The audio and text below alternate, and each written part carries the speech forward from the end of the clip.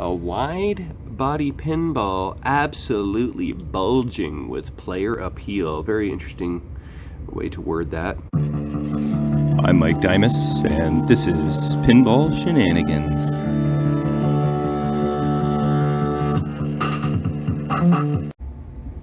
Alright, I think it's time to break down Space Invaders and set up Genie. Just pulled out my little book here, Pinball Art.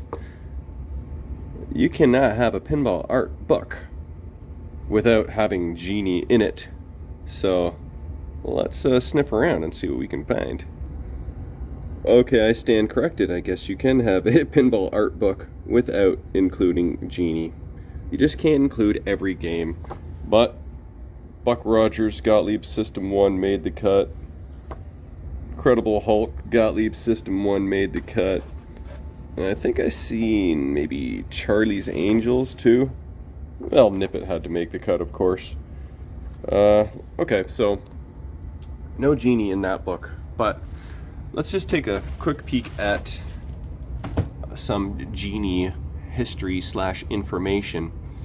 So it was made in October 1979, and they made quite a few of them, 6,800 units. I was a little surprised to see that. The theme is fantasy. So we got 5 flippers, 3 pop bumpers, only 1 slingshot. Huh. 5 star rollovers. Okay. 7 bank of drop targets, 4 bank of drop targets, spinner, kick out hole. 282 pounds. Wow, that's pretty impressive. I'm gonna assume that's obviously with the head on, which is not how I transport Genie.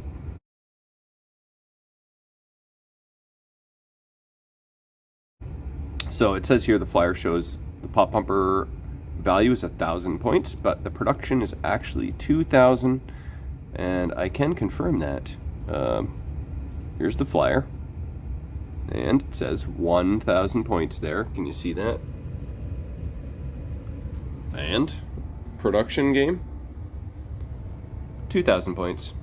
Just a neat little Easter egg. So, well, I was kind of briefly starting to read the flyer. Which one was it? Now, Gottlieb's wide and beautiful body. That's not what I was reading, but it must have been this. Here, let's see. A wide body pinball, absolutely bulging with player appeal. Very interesting way to word that. And proven massive profit earning capacity. Mini field, game within a game at upper left of playboard, has red and white drop targets. That confirms that the red and white drop targets on my machine are actually correct. I just wasn't sure if they were supposed to be that or not, but they are correct. Has red and white drop targets that light extra ball and special features on primary play area. Double sets of ABCD rollovers, light extra ball. Kick out hole, lights to score. Anyway, also available with dollar coin acceptor. Ooh, fancy. So that's the flyer from 1979. Pretty cool, pretty cool. Anything else we want to know about Genie? Oh yeah, it's done by Ed Krinsky and Gordon Morrison. This combo did like a lot of machines. Check out this Gordon Morrison art. Here's the machines that Gordon Morrison did. How many do you think? Guess. It's like every friggin' Gottlieb game that ever existed. Look at this. He did everything.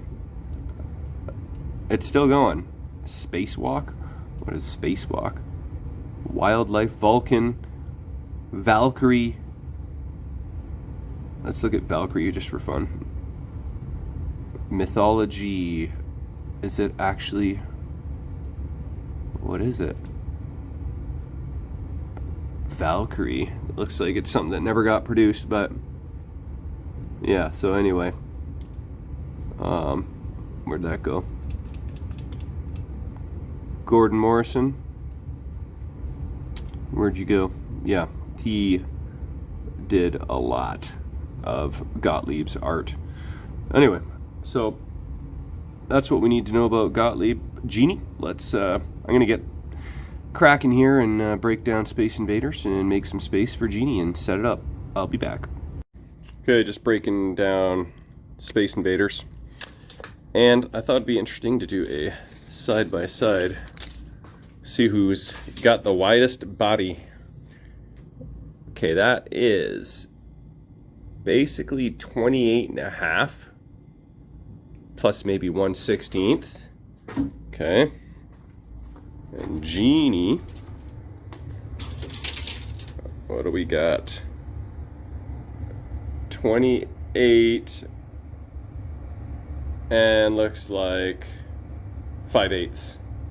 So it's like 1/16 wider, but that just may be where I'm measuring too. Like maybe the side rail's just kind of stretched out a little bit over there. Yeah, that's more like pretty much the same. Okay, so there's some statistics for you.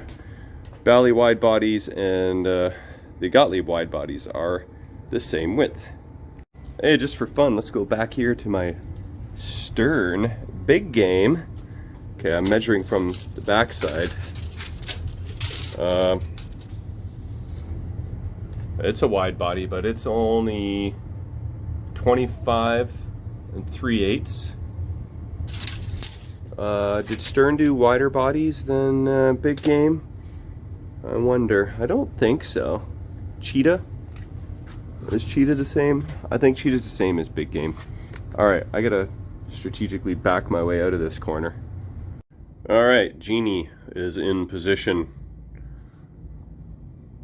I've got me some 27-inch legs cleaned up a bit. They're in pretty good shape overall. So, throw this guy on legs and we'll have a look in the cabinet to see if we can find anything interesting. Alright, Genie is on legs. And I actually leveled the machine before putting on the head. Made things a little bit easier. And this wide body's got like a 2-bar prop bar system. So instead of trying to support all the weight on one prop bar, Gottlieb was smart and employed this method, which I like very much. So let's have a look at the inside. Oh, wow. That is pretty darn clean, actually. Okay. Wow, I am liking what I am seeing. I'll go over these fuses and make sure they're all correct, but I'm going to assume they are, because if this came from DC Amusements, he's been in the industry for many decades, and you know, I don't imagine a incorrect fuse value would slip by him. This is supposed to be a 12 amp fuse. 12 amp. And this too? Huh. I don't think I even own 12 amp fuses. Interesting. So, yep, this is good. We got a fuse here for the secondary transformer. I think Gottlieb maybe did not do that on some of the earlier system ones, if I'm correct. But we'll double check on that. Everything else looks fine and dandy. There's no hidden treasures or anything inside. I would say these drop targets here look original, and those do too. What about these flipper mechs? Do they look like they've been rebuilt? Hard to say for sure, but at the very least, these bushings look new, because the originals are like they're like beige or yellow or whatever. That's that color. I've got some of those somewhere. What? Where'd they all go? Here, maybe in here. There, this is more the original color. White is new, probably from Pinball Resource. So fact that there's white on both sides means the whole flipper mix had to come off. That sleeve there looks, yeah, it's hard to know for sure, but oh wait, here's another indicator. So white bushing, plunger and link, the link here, that is also white. So, and same over there. So we got ourselves some flippers that were rebuilt 10 years ago, we're going to assume. So that's better than 45-year-old flippers, right? I got a little bit of crust here. Maybe that's from my humidity issue that I had in storage, possibly, with my leaky roof. A little bit of rustiness here. You know, if I really wanted to, I could remove all that hardware and send it through my, whatchamacallem, this guy here, my tumbler. But, if you start there, then where do you finish? You remove this whole guy, and then it's a slippery slope that I'm probably not going to go down. Here's another fuse, so I'll have to check that. I wonder if that's for the drop target bank, maybe? So we got a couple relays here, game over relay, and I'm guessing the other one is probably a tilt relay. Let's see. Yes, it is. All right. Okay. We got one replacement solenoid here, this guy. 18318 on that side, and this 18102. One of those must have burnt up. It's a big drop target reset bank though, so those guys get a little strained over time, I guess. Everything else looks fine. I'm not noticing any major hacks or areas of concern yet. Yeah, so all right, I like it. All right, maybe while I have the hood up, I'll check all these fuses, and then I'll stick the head on. Oh wait, one other thing, soundboard looks to be I think that's all original. I can't say for sure, but we'll find out if it works or not. There's the knocker. Looks to be in good shape. The wrapper on the solenoid is not all toasty. All right. I will check some fuses and I'll be back. All right. Oh my God. Sorry. Let's try that again. Okay. Side note, I'm listening to the Final Round Pinball Podcast with Jeff Teolis and Marty Robbins. It's an older one, but as I have the Genie head in my hand, trying to lift it onto the body, they were expressing their love for Genie. So what do you know?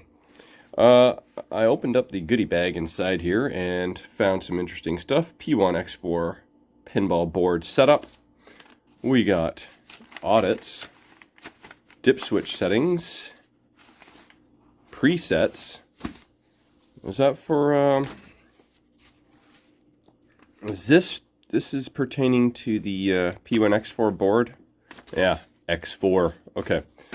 Then we got a nice little photocopy of the original manual. That will come in handy. Also, P1X4 infrared add-on. So, this means that I can operate the settings and stuff with a remote control. I wonder if, so I didn't get a remote control with this game, but I don't know if I need a specific one or just like a generic one, but P1-1 boards must be equipped with an MCU bearing the logo. But this could be awesome if I happen to find a little remote and see if I can operate this CPU with it. That would be cool. And then this is a thick guy here. It's a lot of paper. This is the original This is the entire website. I mean, this is all available on the website, but it might be handy. That's in color too, printed off. This will be handy, but so this board is good to go with all of these System 1 games, and it's pretty awesome. So I have connected it all up. Here we are. It looks like this connector was replaced because it's not as yellow as the rest. I was suspecting if... No, this wasn't replaced. There's the original sticker right on there. Yeah, so we're all connected. And I think it is time to throw in a ball, turn this game on, and see what happens. So I'm going to close up the head here and grab a nice new shiny pinball. I'll be back. All right, it's the moment of truth. What happens when I try and power this bad boy on? I have high hopes, but you never know. Okay, what do we got? What do we got? I hear some buzzing. Doesn't excite me.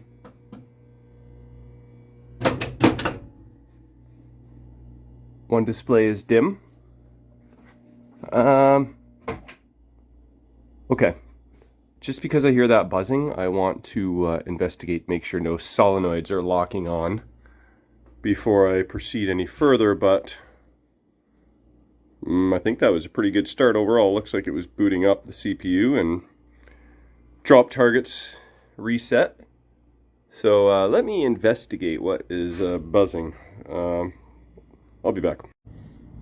Okay, I found a couple sources of buzzing. One is the coin door interlock switch, which is not really needed in a home environment. So, especially this game, I imagine should be set to free play. Oh, look what I noticed. Free play inserts, which the new CPU allows you to do that. So I could cut this from the circuit and very well may do that, because you don't need it and it just makes loud noise and is obnoxious. The other buzzing was a little bit from the speaker. You can turn it up, turn it down, turn it up. So there's a little bit there, but none of the solenoids are locking on, so that is a good thing. All right, time to put the playfield back down and hit the start button. Okay, check this out. Game is on and in attract mode. What is awesome about the Pascal board is that it programs in all kinds of new software, including a much more cool light show for the attract mode. Check this out. You don't get that in the original CPU. That's one bonus about this board. Also, the free play feature, it adds a skill shot feature. You can change all kinds of settings, really. There's so much you can do on this thing. So I'll have to explore the settings and put them where I want them to be. Oh! Hey, okay, cool. Track mode music. Very cool. So we know the soundboard works. That's pretty sweet. So all the displays look great, except this bottom left one is just a little dim. But I can beef that up with a little 12-volt zap there. So I'll do that at some point. For whatever reason, the top right display doesn't seem exactly centered. Let's turn that off for now. See that? It's kind of a little bit off. And I think it's just, you know, just whoever was working that day in the factory where they put the standoffs for the display. I mean, imagine they had like rigs so that they couldn't really screw up too much, but come on, key, what happened to you? You used to turn. Okay, let's, hold on. See, there's not really any play at all. I can't move that display up or down. I guess there might be a little play. Can I move the glass up or down? No, that's just down as far as it goes. So there's like maybe the, you know, the way this door sits, possibly. Not really any adjustment. Especially once you lock it into place, it's kind of just, it is where it's at. So that's just one of those things you're gonna have to live with. It's very minor. I mean, that's the only thing I've noticed so far. I haven't really looked too hard yet, but yeah, okay, well, should we hit the start button and see what happens? Let's do this. Here we go. Okay, that was interesting. Oh yeah, also it has ball save. As long as this is flashing for 5 seconds, you get your ball back. Ball save. This C that's flashing, it's probably your skill shot. So, and also, as long as this is flashing, this is in sync with the shoot again light, that's your ball save. So let's try and get the skill shot. Boom. There it is, 10,000 points. And let's drain with the light on. Boom, it says, oh, you missed it, it said chance. Okay. Pop upper works. Flippers work. Okay, this is freaking cool. I am going to bust out the tripod and we'll have a whack at this. All right, here it is. One of my first games ever on Genie.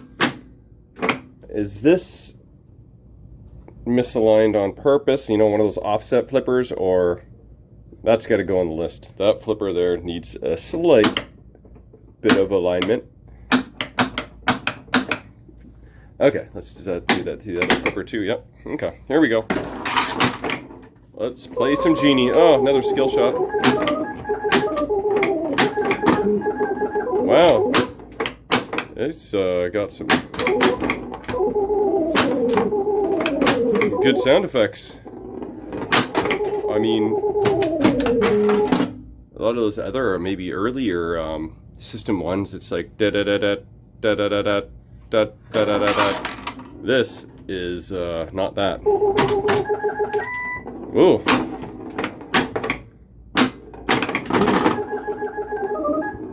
Okay, I think I haven't seen the. Does the top left pop upper work? Yep. Oh, I missed the flippers. Come on. Oh, okay. The instruction card said it was set for 5 balls. I turned the card over because I'm going to set it for 3 balls, and sure enough, ball 4 is in play. So it was actually set for 5 balls, but I like 3 ball for solid state games. And put in a new shiny ball. How about the spinner? I know Gottlieb spinners aren't known for their ripability. Oh, come on. But this one actually spins. Have a look. You know, you can get 3 or 4 spins out of it at least. That's good for, you know, plastic Gottlieb spinner. It's a little far away from the flippers too, so it's gonna be less rippable. Oh, come on now. Okay, that time I actually did move the machine a little bit. Oh, that's another thing. You can get tilt warnings with the Pascal board. No warnings in the original software. You tilt, it is game over. It's a cool layout. Let's see if I can get any action with my upper flippers this time. Nope. Okay, let's spinner. Oh, that is one high-pitched little squelch there. That last draw target. Okay, that's your bonus multiplier right on. Well, at least there's enough juice to from that bottom left flipper to get all the way to the top here. Get up there. Nice. Come on. Wow. This machine requires, not a whole lot thus far that I've noticed. You gotta like, you know, I love my restorations, definitely. But every once in a while it's nice to not have to do a complete overhaul. That game over music is actually pretty friggin' awesome. Wow, okay. That is a very successful setup and play test of Genie. Wasn't quite expecting that. I figured it was going to be playing okay. But you never know when you store it for a little while and you just don't know whether it's going to even boot up. But I mean, I don't even see any light bulbs out yet. Things are in good shape overall, so yeah, won't need a whole lot from me.